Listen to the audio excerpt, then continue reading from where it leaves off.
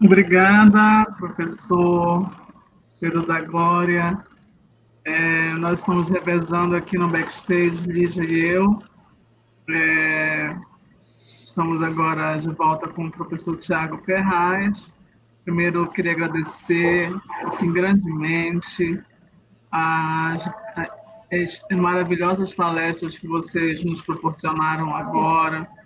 Eu gostaria de projetar aqui alguns comentários que nós vamos ter que fazer isso de uma maneira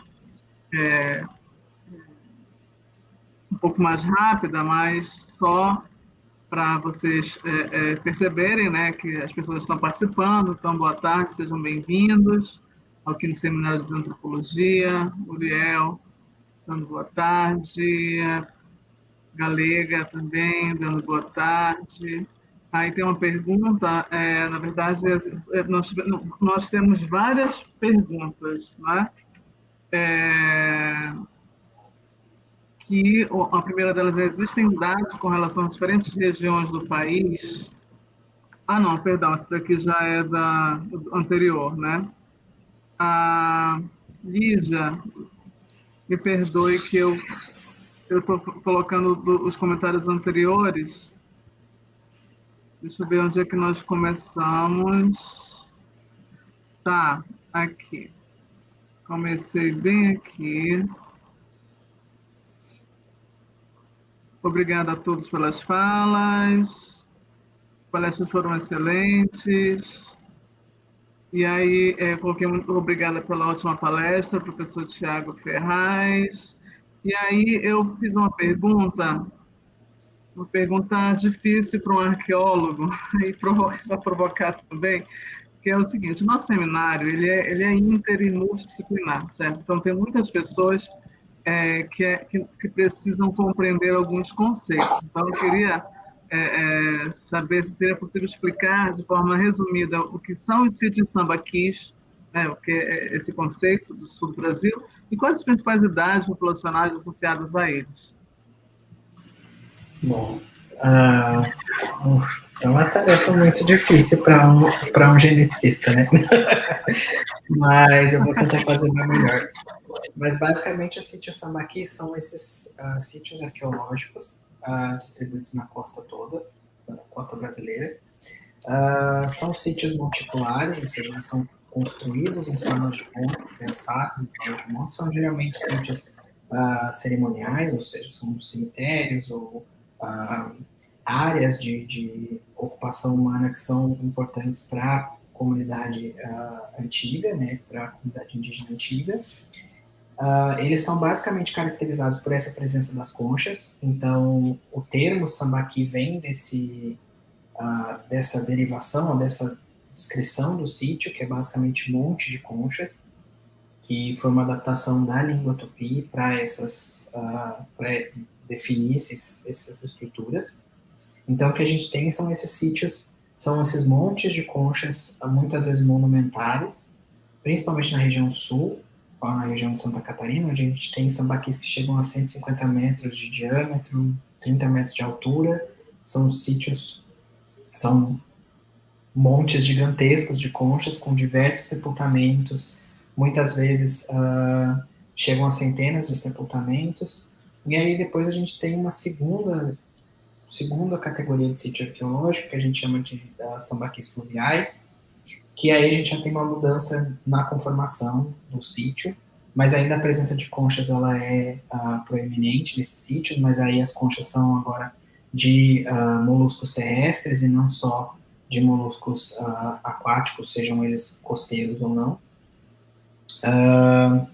Então, basicamente é isso.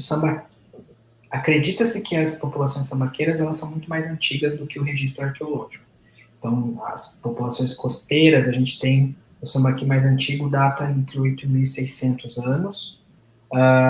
As ocupações onde a gente tem mais a presença maior de sepultamentos, enfim, está entre esse Holoceno tardio e o Holoceno médio, mais ou menos. A gente tem uma ausência de cerâmica em muitos sítios.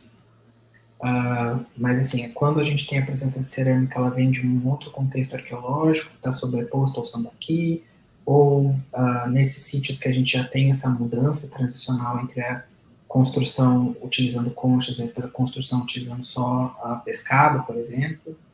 A gente tem sambaquis na Amazônia, que já tem cerâmica bem anterior à chegada da cerâmica na região sul. Então, a região sul a região sul e sudeste tem toda uma cosmologia, digamos assim, particular dentro da arqueologia costeira.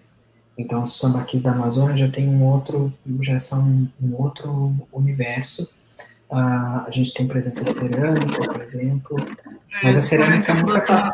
Justamente a próxima pergunta, né? Que maravilha de projeto, os parabéns, e a próxima pergunta é se você poderia falar sobre o sambaquis daqui, que a gente está, né, vindo daqui.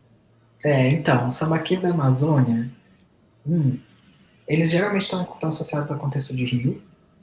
Tem sambaquis costeiros, obviamente, mas existe essa presença de cerâmica na Amazônia anterior à chegada da cerâmica na região sul, como eu estava falando. São outros tipos de cerâmica associados a esses grupos, ou pelo menos, né, deposições superficiais desses grupos. Mas é um consenso de que os sambaquis não utilizavam essas cerâmicas para cultivo, para armazenar alimento proveniente de plantas ou um indicativo de horticultura, digamos assim. Então, 90% da base alimentar dessas populações era pescado ou moluscos. Se eu não me engano, a cronologia o sambaqui mais antigo para a Amazônia, eu não lembro exatamente a datação, me foge a memória. Está na minha tese em algum lugar, mas me foge a memória agora. Mas a gente não tem nenhuma informação genética desses grupos, desses sambaquis da Amazônia, por exemplo. Então, a ideia agora é a gente ampliar esse projeto para tentar explorar outras regiões e explorar a diversidade genética de outros contextos arqueológicos que a gente não explorou em detalhe nesse projeto. Até porque é um projeto muito grande, enfim, tinha muitas macro-regiões, e aí a gente acabou focando na região sul e sudeste, com os sambaquis que a gente tinha mais amostras, e eu tinha mais interesse pessoal, digamos assim, em estudar. Entendi, muito obrigada. Olha, nós temos mais algumas perguntas para vocês. Eu vou projetar essa do Ale Miller. Depois eu vou fazer algumas perguntas alternadas, tá? Então, Tiago, excelente, parabéns pelo trabalho. Como incentivo a outras pessoas, eu gostaria que você falasse brevemente sobre o seu histórico de pesquisa, como chegaste ao campo da arqueogenética. Obrigada pela pergunta, Letícia, do PPGA. Então, obrigado, Letícia, pelo elogio. Minha trajetória acadêmica é meio, digamos, não usual. Assim, eu fiz muita coisa em muitos grupos. Então, eu comecei estudando interação inseto-planta, basicamente patógeno planta, no Laboratório de Biotecnologia Vegetal, da PUC do Rio Grande do Sul, onde eu me formei. Depois eu mudei para o mestrado, trabalhando com evolução craniofacial de morcegos da família Philostomidae, tentando entender os genes que conduziam a mudança morfológica dessa família, que é super diversa, morfologicamente falando. Então, você tem morcegos nectarívoros até morcegos hematófagos, e a gente queria entender qual era a base genética dessa mudança do palato, principalmente do focinho, desses indivíduos. E então, nesse movimento de trabalhar no mestrado com essas populações, eu vim para a USP para fazer umas tomografias nos crânios dos morcegos que eu tinha, que eu estava analisando, e aí eu conheci o professor André. A gente teve uma conversa sobre DNA antigo e sobre a ideia de abrir esse espaço, de montar esse laboratório de arqueogenética. Nessa época eu não tinha muita experiência com arqueogenética, eu tinha passado muito tempo tentando extrair DNA antigo, DNA de amostra difícil, por exemplo, amostra de museu, enfim. E aí eu gostei muito da ideia, de todo o conceito de tentar extrair DNA de um material que está milhares de anos exposto ao ambiente. E aí foi quando eu entrei no projeto de arqueogenética, e aí comecei a entender, então, estudar, debruçar nos estudos de arqueologia e me especializar em estudo de DNA antigo. E aí foi quando eu tive a oportunidade para entrar nesse projeto binacional e fazer parte, então, do grupo de ciência da história humana do Max Planck. Então, eu fui para lá numa visita curta de 45 dias, e depois eu passei 2 anos, depois eu voltei com uma bolsa já alemã, e aí passei 2 anos fazendo um treinamento lá para poder montar esse espaço, que agora a gente está tentando finalizar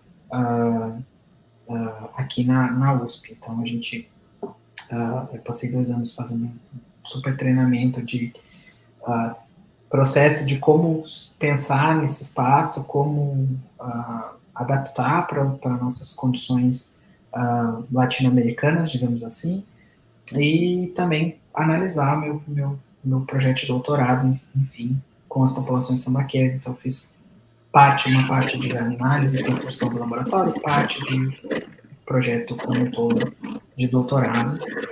E aí, depois dos 2 anos, eu voltei para cá, e aí agora a gente está tentando construir esse espaço onde a gente vai conseguir trabalhar de fato com arqueogenética aqui em loco no Brasil. E aí basicamente foi esse ciclo. Excelente. É isso. Parabéns pela sua trajetória. A Lê Miller também, ela terminou o doutorado dela, ela pesquisou isótopos estáveis em contexto arqueológico, foi também lá no Max Planck, e aí ela também contribuindo aqui com o nosso seminário. Aí tem uma pergunta agora para o professor Pedro, e é, na verdade, um comentário, né? Porque eu tenho esse livro aqui, né? Sou fã de carteirinha do professor Walter Neves e agora do professor Pedro da Glória também, dos grandes cientistas que explicam as nossas origens humanas brasileiras. Obrigada pela palestra, que é do professor. E aí fiz uma pergunta, né? Professor Pedro, um esqueleto incomoda muita gente, como diria o professor Walter Neves? O livro dele diz que não é um manual de campo, mas, no fundo, é um manual, né? É, então, deixa eu ver que eu me perdi aqui, que tem tantos comentários. Então, no fundo, é um manual, sendo assim, como você analisa os protocolos de campo de curadoria, que são mais tradicionais, seguindo padrões mais rígidos? É preciso flexibilizar a coleta de dados em contexto paleoarqueológico, bioarqueológico? Certo. Bom, eu posso. Esse livro do Walter Neves é um livro bem interessante. Ele tem uma linguagem muito clara para falar um pouco sobre os potenciais de análise de um esqueleto humano.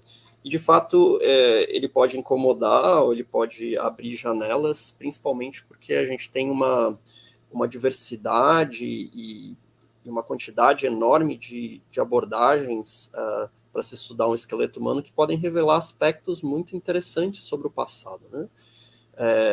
Tanto em relação a questões culturais, rituais mortuários, as maneiras com que as pessoas enterravam, quanto pode falar sobre questões de saúde, né? E estilo de vida, como falar também sobre ancestralidade, né? Como o Tiago bem demonstrou, né? Falando sobre origens biológicas, sobre migrações, sobre contatos interpopulacionais. Então, ele pode sim incomodar muita gente, né?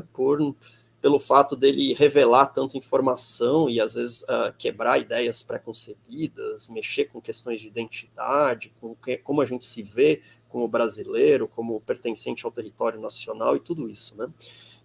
Em relação às questões sobre os protocolos de curadoria, então, os protocolos de curadoria, eles são princípios, mas eles precisam ser flexibilizados a todo momento. Então, só para puxar um gancho da nossa experiência aqui, é muito importante a secagem do material quando você lava, e a gente está aqui num ambiente extremamente úmido, e E se você deixar os ossos molhados por muito tempo, eles podem acumular fungo e você tem um processo de degradação desses ossos. Então, não tem como fazer a secagem de um osso, por exemplo, sem estar numa sala com o ar-condicionado ligado 24 horas por dia para secar esse ar, porque a umidade aqui é muito forte.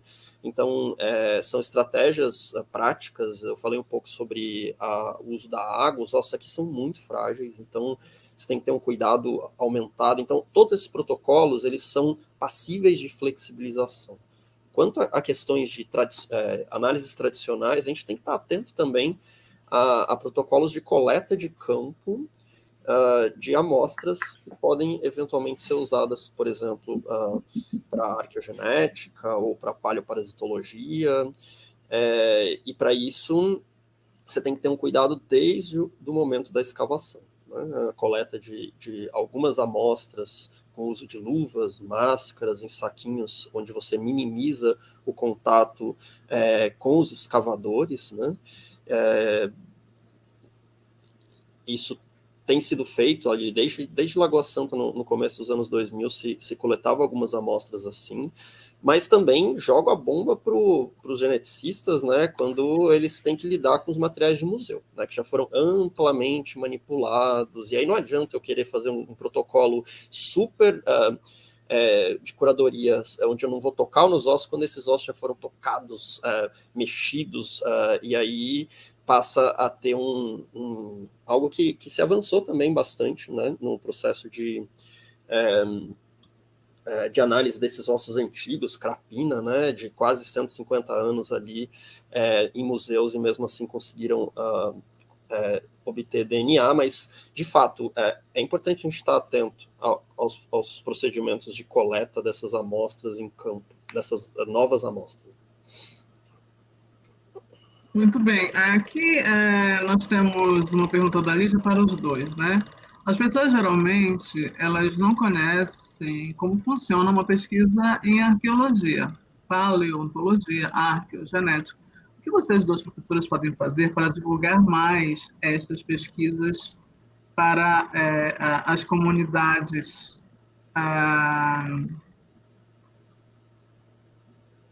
Bem, eu acho que para as comunidades, né? Para as populações em geral. Para as comunidades, vamos lá. Você quer começar, Thiago? Pode ser. Não sei, pode ser. Eu começo, então. Esse é um interesse que eu tenho, assim,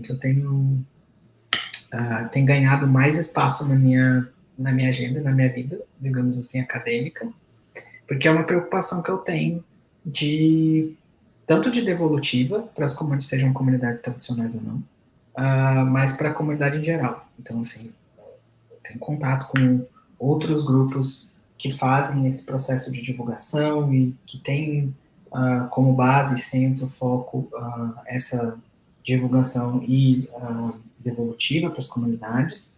E eu acho que é de extrema importância para a gente conseguir criar uma ciência mais horizontal no processo de conhecimento, né, de gerar conhecimento e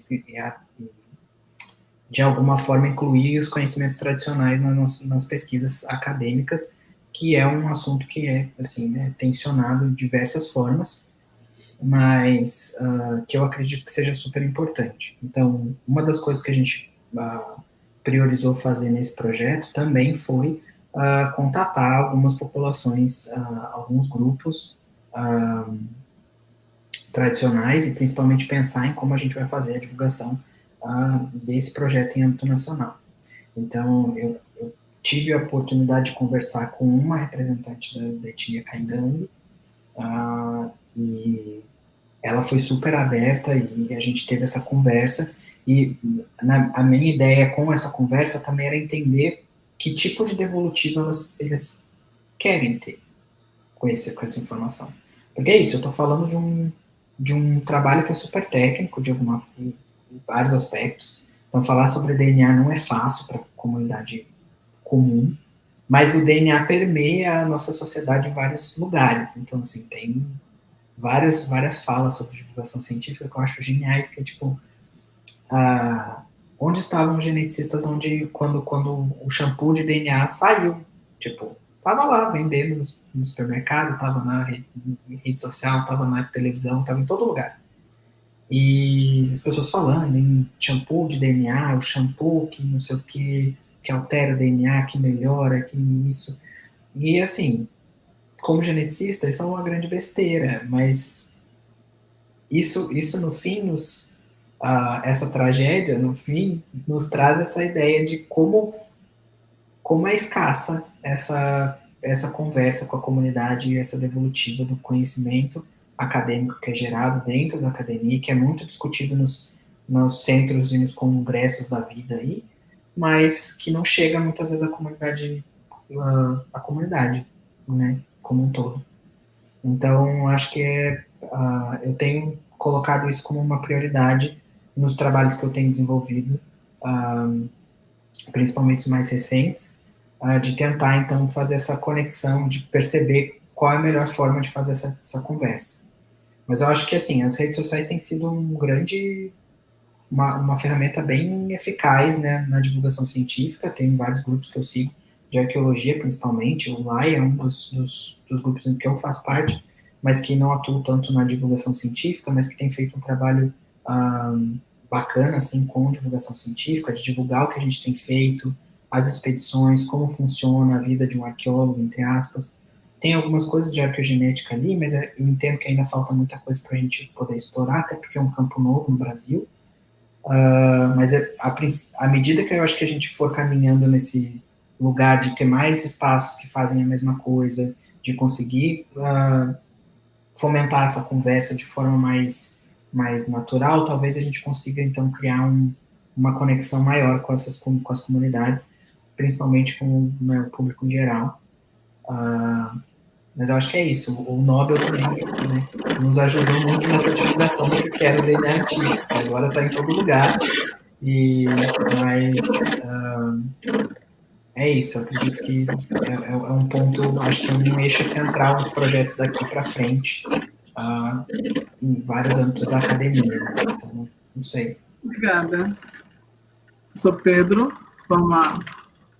Então, é que nós temos mais perguntas e a nossa live já está não é? Tá, eu vou ser breve. Então,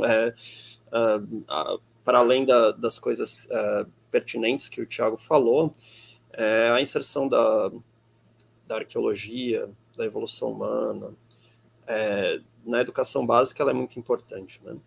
Então, existem iniciativas pontuais, feitas até pelo Lebius, de trabalhar com evolução humana, dando aulas, palestras na educação básica, mas acho que tem que haver algo mais sistemático em relação à formação de professores, sobre a importância da arqueologia e da evolução humana dentro das grades curriculares, cursos de formação de professores, mas também uma entrada firme na produção de materiais didáticos e na inserção dessas temáticas dentro da escola, né? Então é muito triste ver alunos que saem do ensino médio e não conhecem a arqueologia amazônica, não conhecem arqueologia, não conhecem evolução humana, não conhecem todas essas áreas que são de interface. Então elas acabam ficando fora dessas disciplinas tradicionais do ensino fundamental e médio, né? Então tem que existir uma inserção firme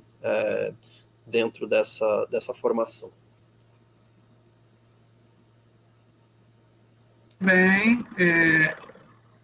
aí tem alguns comentários, né, da Lemiller, que legal, trabalho no cemitério, eu sempre passava por lá e ficava imaginando a riqueza que é aquele espaço.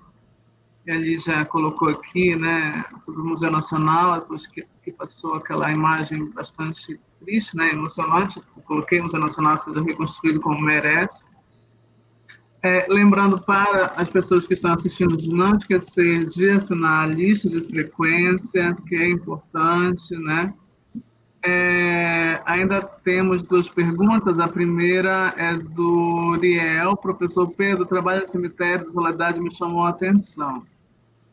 Pelo que o senhor já pôde analisar, acha possível um estudo bioarqueológico sobre cultura e comportamento na história da cidade de Belém? Sim, sem dúvida.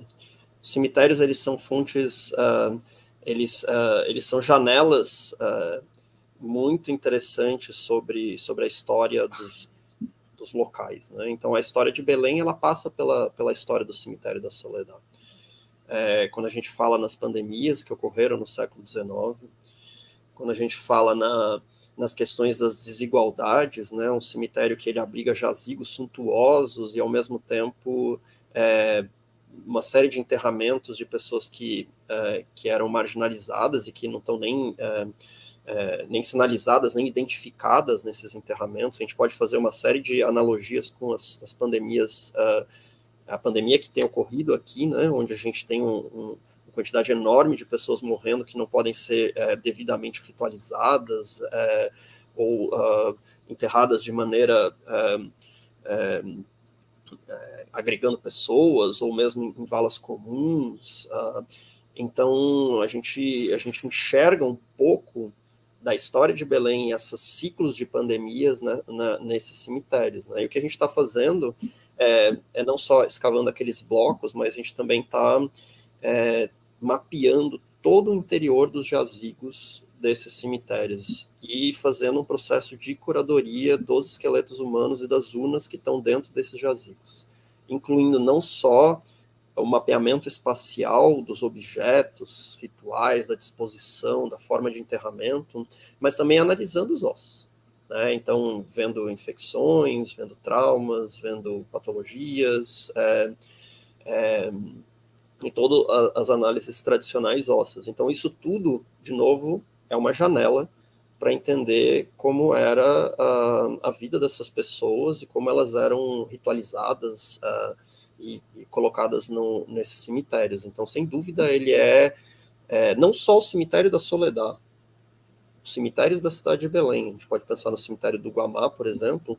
Todos eles são janelas muito interessantes para quem quer trabalhar com bioarqueologia, para entender um pouco da história da cidade de Belém. É interessante, eu fiz uma disciplina com a professora Márcia, aquela sobre cultura material, e justamente trabalhando com a questão da cultura material dos ritos funerários, né? E tem até um projeto de Soledad para ser um museu, não sei como é que está isso, museu de visitação, né? Não sei como é que está, a prefeitura parece que pôde reformar, e realmente excelente. Tem uma outra pergunta que eu fiz, é uma pergunta complexa, e a gente precisava tentar fechar ela em pouco tempo, que é para o professor Tiago, eu não sei, né? Vamos lá. Se alguma coisa, né, é possível, né, encontrar. Então, é possível encontrar a presença da terra preta orgânica em sítios de sambaquis? Caso sim, qual o contexto? E de que forma os sítios são protegidos materialmente após encontrados ou descobertos? Sim.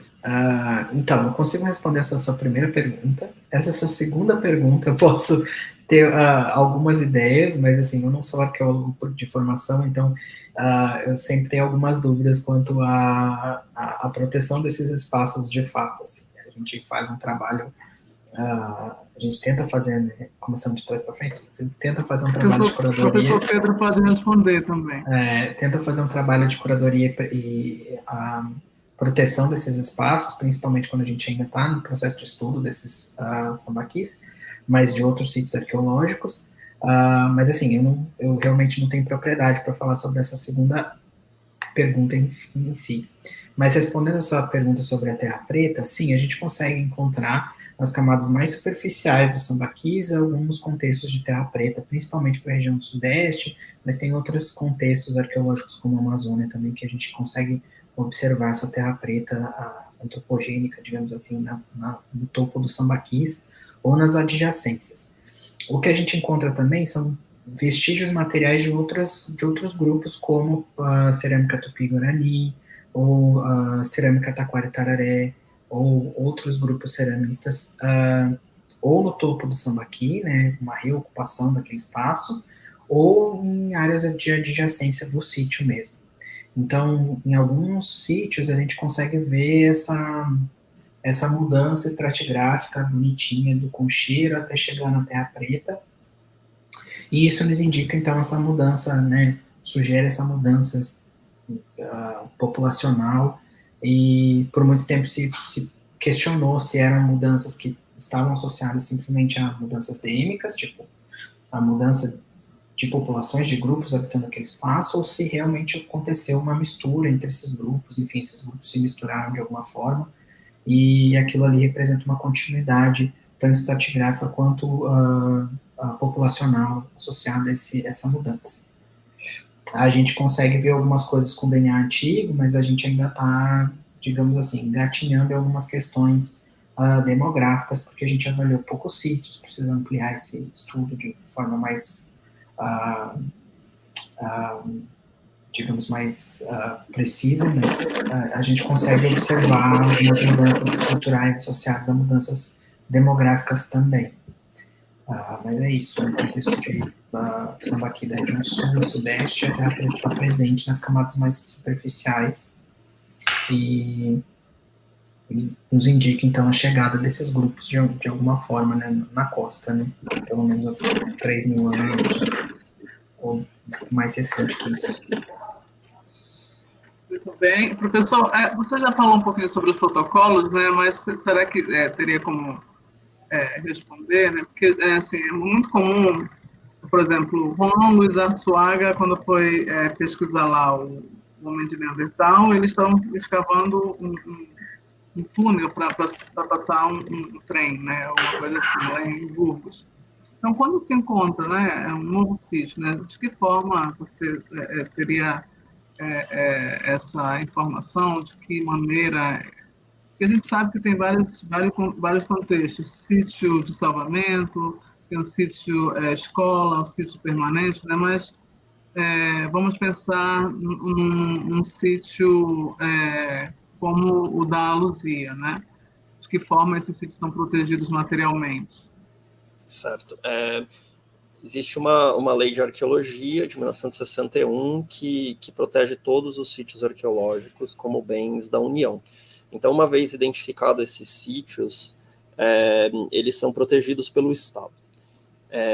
Você não vai poder interferir ou agir nele de nenhuma maneira, e se ele tiver numa propriedade privada, ele estará sob a posse do Estado. Então, todo o material arqueológico ele é propriedade do Estado, incluindo os sítios. A questão dos sambaquis é um problema, principalmente porque eles estão em áreas costeiras, aqui no litoral do Salgado, no Pará, também foram amplamente destruídos, né, porque as cidades elas ocorrem primeiramente nas costas, né, e a gente está falando de uma lei de preservação que surgiu em 1961, mas esses sambaquis são explorados de todas as maneiras, destruídos desde a chegada dos portugueses aqui no século XVI, entendeu?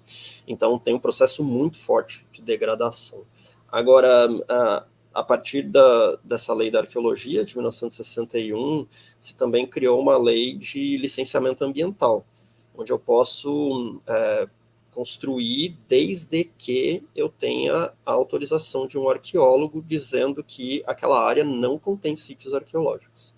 Então, esses relatórios de impacto ambiental, né, usei a RIMA, por exemplo, onde a arqueologia está inserida, eles precisam ser feitos para qualquer empreendimento que possa afetar material arqueológico. Esse material arqueológico ele precisa ser ou feito um salvamento, né, onde todo esse material é escavado, ou esse empreendimento ele tem que ser desviado de alguma forma para não afetar esses materiais. Então, a legislação ela existe, embora a fiscalização ela é importante, mas de fato hoje se tem uma legislação que protege esses sítios. Mas se a gente falar de destruições que são anteriores a essas leis, aí a gente vai ver um impacto muito grande nos sítios, né?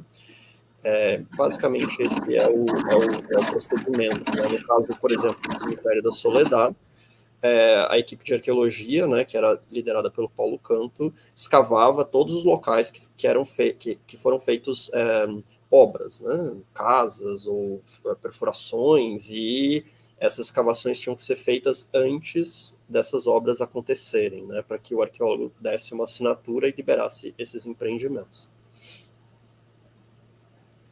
Houve até uma polêmica do período aí do governo atual que eles queriam explorar, né, as cavernas e queriam criar uma PEC justamente para destruir esses sítios, inclusive próximo da Lagoa Santa. Eles queriam construir um shopping, né, como aquela música, vão destruir o Ver Peso e construir um shopping center.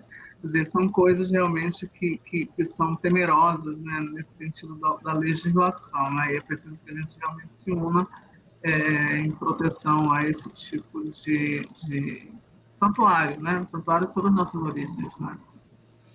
Uhum. Eu queria agradecer mais uma vez, tenho mais 2 comentários. Lindo, Thiago, muito obrigada. Interessante como vamos unindo diferentes áreas de conhecimento no nosso projeto acadêmico. E eu escrevi também, né? Muitíssimo obrigada. Por palestras tão ricas e tão técnicas que vocês nos trouxeram até a próxima. Então, por favor, considerações finais, na ordem professor Tiago e depois professor Pedro. Eu não tenho nada para considerar, a não ser agradecer a oportunidade e é isso. Eu só tenho a agradecer a oportunidade de divulgar um pouquinho sobre esse trabalho que foi feito ao longo de 5 anos, agora está chegando essa finalização, e convidar as pessoas que queiram trabalhar com arqueologia, com arqueogenética especificamente, a conhecer o laboratório, conhecer o site do LAI, seguir a gente nas redes sociais. A gente tem o Instagram, que é bem ativo, a gente fica divulgando as publicações, campos e coisas que a gente tem feito, que eu acho que é um jeito de se comunicar com a população em geral e, enfim, né, com pessoas que têm um interesse. E é isso. Muito obrigado pela oportunidade. Obrigada, professor Pedro. Eu queria também agradecer a vocês pelo convite, pela oportunidade, o espaço de poder compartilhar as atividades que eu faço e também que se olhe com muito carinho as coleções arqueológicas e os acervos dos museus, porque eles contam a nossa história, eles são janelas de conhecimento e eles podem produzir uma diversidade, uma infinidade de pesquisa, incluindo, por exemplo, a pesquisa do Thiago, que é muito interessante sobre a nossa história de ocupação do território brasileiro. Então, que se faça isso de maneira séria, com políticas públicas, investimento, e só assim a gente vai conseguir, de fato, disponibilizar esses materiais para fazer pesquisas científicas. E agradecer de novo a vocês. Lígia? Bom, muito obrigado, professor Tiago e professor Pedro. A Ariana, que me salvou hoje à tarde, mesmo não sabendo mexer, ela aprendeu hoje na marra, né? E bem-vinda ao... Backstage, agora eu sou backstage também. Ela vai ganhar um certificado de backstage. A minha internet caiu, ela teve que assumir. Então, gente, muito obrigado a todos, a todas e a todos que apareceram hoje, curtiram a nossa live. Foi uma tarde muito cheia de aprendizado, muitas pessoas importantes dentro do âmbito da pesquisa, da bioantropologia e áreas afins, né? E isso é o nosso objetivo. A gente quer mostrar para vocês o que é a bioantropologia, o que a gente pode estudar, com quem a gente pode bater um papo, né? A gente trouxe para vocês várias pessoas, a gente tem trazido a cada seminário pesquisadores nacionais e internacionais, e a gente vai mostrando, olha, essa pessoa trabalha com isso aqui, essa outra tem esse trabalho aqui, né? O que vocês gostariam de estudar? Então, a gente está, né, a gente é um livro aberto para consultas e hoje termina as nossas lives pelo nosso canal do YouTube, mas gostaria de avisar a todos que amanhã a gente continua, só que dessa forma, de forma presencial.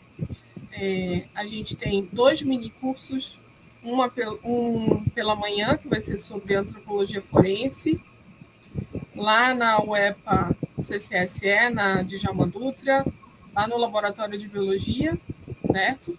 Começa às 8 e a gente vai até mais ou menos 11h30, meio-dia, certo? E a gente ainda tem vagas, aproveitem, né? É um curso que é um mini curso muito importante para a gente entender como é que ocorre essa parte forense, né? Não é igual o CSI da vida, mas é bonitinho, tá? E à tarde a gente convida a todos, também a todas, para participar do minicurso com o professor Pedro da Glória, que vai falar sobre evolução humana, junto com o acervo do Lebios, né, com os crânios e alguns artefatos. A gente deve começar lá pelas 14 horas também, e vamos até um pouquinho mais tarde, 18, 17h30, não sei, né? A gente ainda tem vagas também, vai ser na UEPA CCSE, lá na Djalma Dutra, só que lá na videoconferência no Castelinho, certo? Então, desde já, meu muito obrigada aos palestrantes de hoje e estamos à disposição. Okay? Muito obrigada, gente. Até mais. Obrigada. Tchau, tchau. Um abraço. Até amanhã. Presencial. Bye.